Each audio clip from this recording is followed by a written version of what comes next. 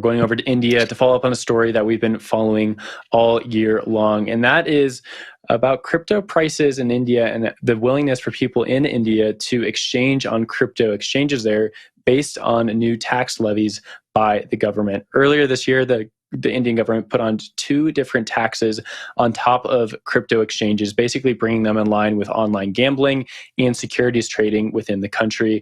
There's upwards of a 30% tax on all crypto trading, and then also a 1% transaction tax on top of just moving crypto. And it's certainly dampened willingness of Indian entrepreneurs and crypto traders to move coins around in the market. Interestingly enough, Binance has actually been a huge winner of this entire market because Binance is international. Outside India, people just throw a VPN on and continue to trade the coins just as ever. But a lot of the Indian-based exchanges are the losers of this, right? Because they're based in India, they have to give in to the Indian government's laws, and that means they are losing users in record numbers, upwards of 80%. This is a huge loss for adoption in India, but it also might be a tale of, hey, we're in downward coin prices, so volumes are also going down at the same moment. Wendy, I want to throw this story over to you as it is a trading story. What's your take on crypto taxes in India? I don't like taxes at all, any way, shape, or form. And it's just really frustrating that all of these different countries keep changing things and they make it harder for people to really kind of break out and do well for themselves. So shout out to all my Indian brothers and sisters. I hope that you guys are doing well over there. I really, truly do believe that these taxes were put in place to dissuade Indians from trading crypto. There's a number in the article. It says that the government has already collected $7.3 million from this tax deducted at source. So that's 1% of crypto transactions are held by the exchange as a tax and then reported to or given to the Indian government. I think that's so sad when you look at the large population of Indians that are unbanked and the large population of Indians who do not trust their government. It's like they've found this alternative source. They found the source to store value, to get involved in crypto, and now the government is making millions off of that through these very complicated new tax rules. I think it is just very sad. Will?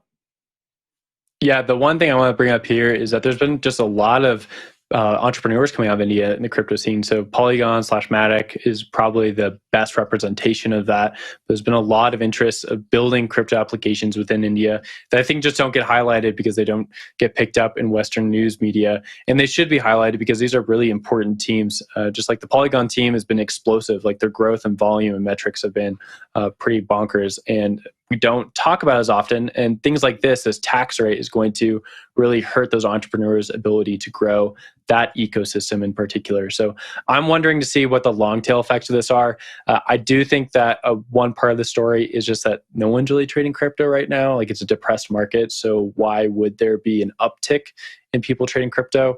Though the Binance numbers do push against that a little bit. The fact that people are moving over to Binance shows that there's sustained interest in trading crypto in the region. Zach, I'll give it up to you as we get close to close.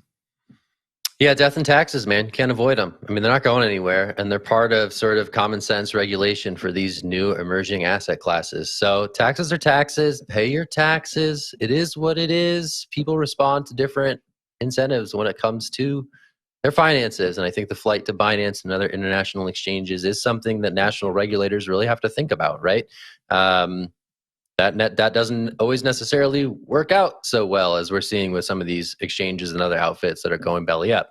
So the way to sort of regulate, again, a borderless system in the context of national tax regimes is something that hasn't quite been figured out entirely, but India sort of remains a mystery as it relates to the crypto story. There was a long time rumor that it was just going to be banned outright, something similar to China at least, where, at least ostensibly, this wouldn't be something that was going to be allowed to flourish in the country. It wasn't that, and I think some of these regulations were seen as a win for the crypto sector.